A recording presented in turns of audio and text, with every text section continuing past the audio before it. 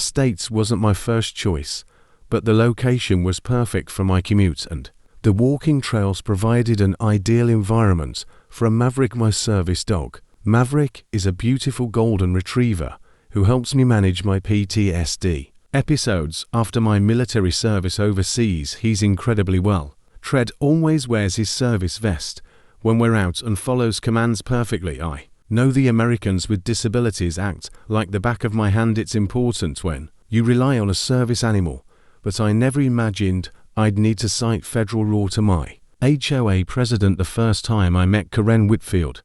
She was carrying a clipboard and wearing a scowl that seemed permanently etched onto her face. She introduced herself as the president of the HOA with a tone that suggested I should be impressed. I don't believe I approved a dog in this community, she said with narrowed eyes, looking down at Maverick, who was sitting perfectly still beside me. I politely explained that Maverick was a service dog, not a pet, and therefore exempt from pet restrictions under federal law. She huffed, muttered something about people always finding loopholes, and walked away. I should have recognized the warning signs right then. Over the next few weeks I received 3 separate notices about alleged violations, my grasp being a Q-inch too tall, my mailbox being the wrong shade of black, and my garbage can being visible from the street for approximately 45 minutes after collection. Each notice was signed with Karen's elaborate signature, complete with a smiley face case that felt more threatening than friendly. I complied with everything, not wanting to cause trouble, but I had a feeling these petty infractions were just the beginning. Then came the HOA meeting where Karen proposed a new rule requiring all animals, including service animals, to be registered with the board and to wear HOA-approved identification. When I raised my hand and mentioned that this conflicted with the Americans with Disabilities Act, she cut me off and said that federal laws don't override community standards. Several neighbors looked comfortable, but no one spoke up. After the meeting, Karen approached me and whispered, "If you want to be difficult, I can be difficult." To her breath smelled like coffee and intimidation. The following weekend, I was enjoying a peaceful morning on my front porch with Maverick resting at my feet. I was reading the newspaper when a shadow fell across my lawn. Karen stood there in her signature khaki shorts and polo shirt holding a spray bottle. "Your dog is violating the new pet ordinance by not having proper HOA identification," she said loudly enough for my neighbors to hear. I calmly reminded her that Maverick was a service dog protected by federal law and that the HOA couldn't legally require special identification. Besides, I added, that rule hasn't even been officially implemented yet. Her face turned an alarming shade of red. "I'm tired of you military types thinking you're above the rules," she spat out, advancing toward my yard. "If you won't comply, I'll handle this myself." Before I could react, she aimed her spray bottle at Maverick and sprayed him directly in the face with some kind of liquid. Maverick yelped and backed away, pouring at his eyes. I immediately jumped up, moved between them, and demanded to know what was in the bottle. "Just a little vinegar and water solution," Karen said with a smirk. "It won't hurt him, but maybe now he'll learn to respect authority." I was absolutely livid, but years of military training had taught me to remain calm under pressure. I took Maverick inside, rinsed his eyes thoroughly, and made sure he was okay. The vinegar solution had irritated his eyes, but thankfully there was no lasting damage. Once I was certain Maverick was comfortable, I called the police. 911.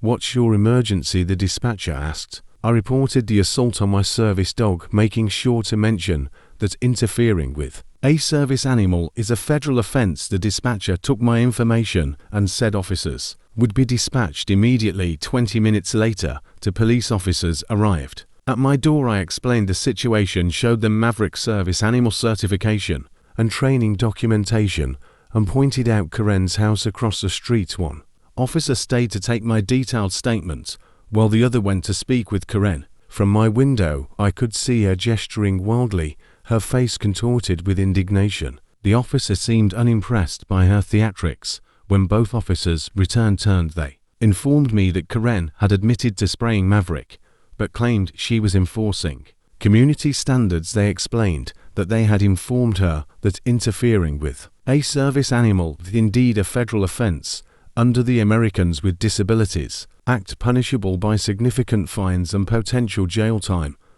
Moreover, her actions constituted animal cruelty under state law.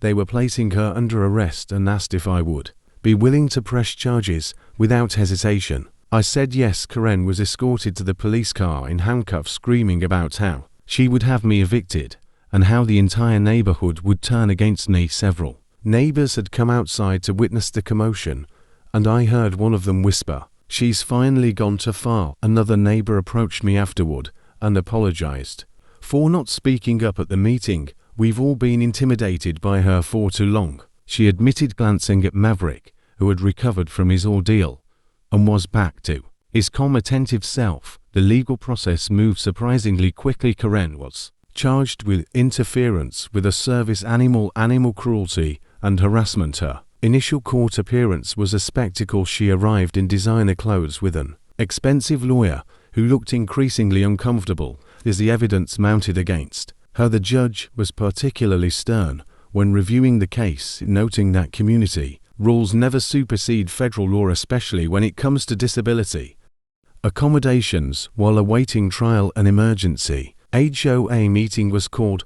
I attended with Maverick, and to my surprise, nearly every homeowner in the community showed up. The vice president of the board called for a vote of no confidence in Karen's leadership, citing her reckless actions that have exposed our community to legal liability. The vote was unanimous. Karen was removed from the board effective immediately. Someone had even printed new name tags for the board members' table, and Karen's was conspicuously absent. The criminal case concluded with Karen pleading guilty to a reduced charge in exchange for avoiding a longer jail sentence. The judge sentenced her to 30 days in county jail, a $5,000 fine, 200 hours of community service at an animal shelter, and mandatory education classes on disability rights. As the sentence was read, Karen's face siled through shock, anger, and finally a dawning realization of the consequences of her actions. "But I was just enforcing the rules," she protested weakly as the bailiff approached. The judge leaned forward and replied, "The most important rule, Miss Whitfield, is to respect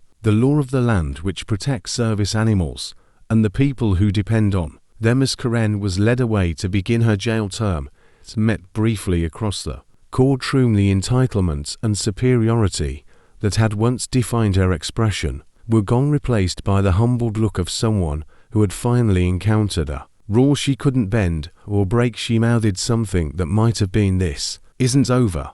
But we both knew it was. Maverick sat beside me, perfectly poised and attentive, the very image of the service dog professional he was. I reached down to scratch behind his ears, and he leaned into my hand, a small gesture of partnership that had weathered an unexpected storm and come out stronger on the other side.